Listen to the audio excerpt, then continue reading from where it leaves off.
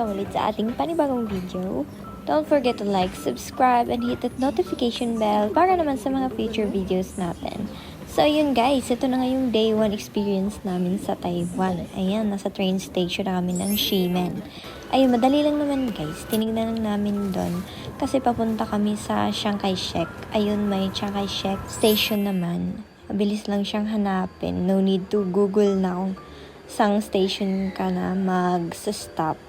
Mula Ximen, isang station lang yung tataanan namin, Chiang Kai-shek station na agad. Marami namang mga arrows dun guys, sinundan lang namin yung pag-green line. Ayan, nasa Chiang Kai-shek Memorial Hall na kami. At lalabas na ng train station.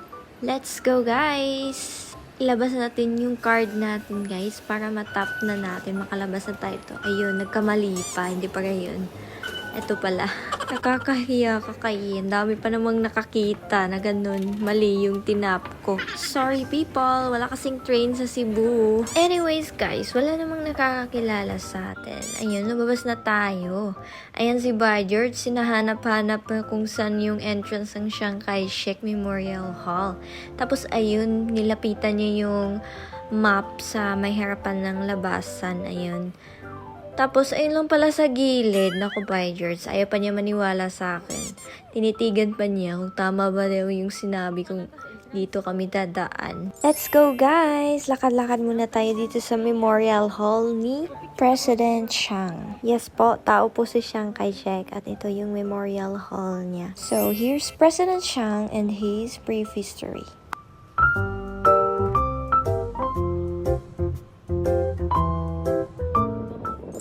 Guys, example lang yan guys ha. Mahaba-haba din yung history ni President Chiang. Kaya kung curious kayo, pwede nyo siyang i-google. Anyways, back to our walking sessions. Let's go guys. Sobrang init dito sa Taiwan guys. July 2023. Buti na lang talaga guys, nagdala ako ng jacket at saka hat. Syempre guys, dinalhan ko din si George para naman may pangtakip siya sa ulo niya. Nagdala na din kami ng payong para double protection. Ayan, ready na tayo mag-picture. Tara, bilisan natin.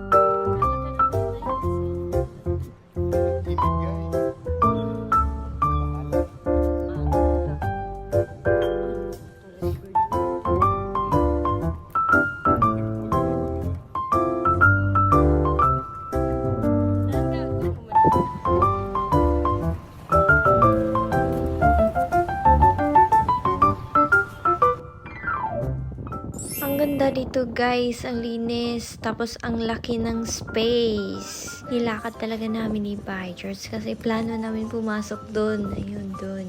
Manunood kami ng changing of cards guys. Siya nga pala guys, free lang to dito, walang entrance. Okay guys, back to the topic sa changing of cards. Mukhang nagsisimula na guys. Saktong-sakto yung dating namin ni George.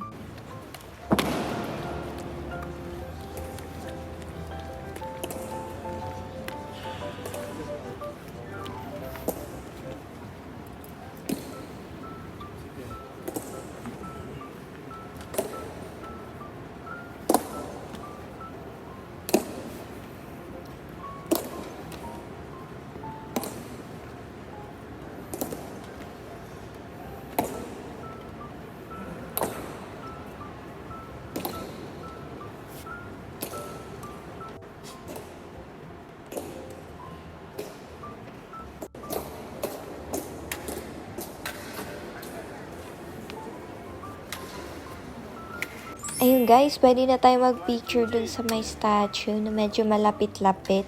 Pinicturean ko lang saglit si Byjords at saka lumabas na din kami. Plano din namin ni Byjords na sumilip dun sa may parang mga temples, yung twin temples, na magkapareho yung itsura. Ito guys, ayun. At saka itong inaakit namin. Medyo malakas-lakas yung hangin guys, kaya ganyan makahawak si Byjords sa payong namin. Hindi kami sure guys kung ano ito, pero parang theater siya. Madami din mga students dito na nagpa-practice sa may gilid-gilid kasi spacious siya guys, malaki yung space. At ayun guys, mag-e-exit na kami ni Byjords. Uuwi muna kami ng Ximen para kumain kasi hindi pa kami nakapag-breakfast. Nakalimutan namin mag-breakfast. Excited kasi kami sa day 1 namin dito sa Taiwan. Ayun guys, si Byjords pagdating sa Ximen, nakakita agad ng mga pang souvenir. Mga pagkain na plano niyang dalhin dun sa Philippines pag uwi namin. Actually, hindi pa kami bumili guys kasi 5 days pa kami dito tapos palipat-lipat kami ng hotel. Kayun nga, pupunta kami ng Tainan this day. Tapos pag may mga binili-bili kami, dadami yung mga dadalhin namin, di ba guys? Ayun guys, back to business tayo. Hahanap ng makakainan. Palakad-lakad lang kami dito sa sulok ng Ximen guys para maghanap ng restaurant. May napili naman kami pero baka may iba din kaming magustuhan kaya naglakad ulit kami.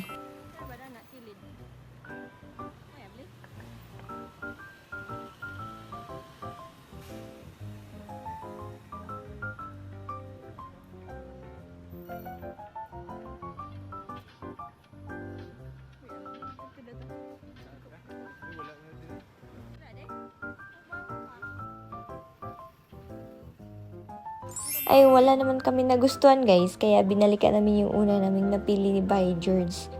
Eto siya. Napili niya dyan guys is 2 and 4 which equates to 280.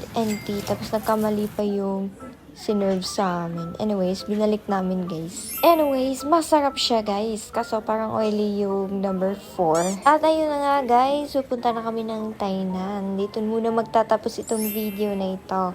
Abangan yung part 2 namin sa day 1 sa Taiwan. Thank you for watching. Bye bye for now.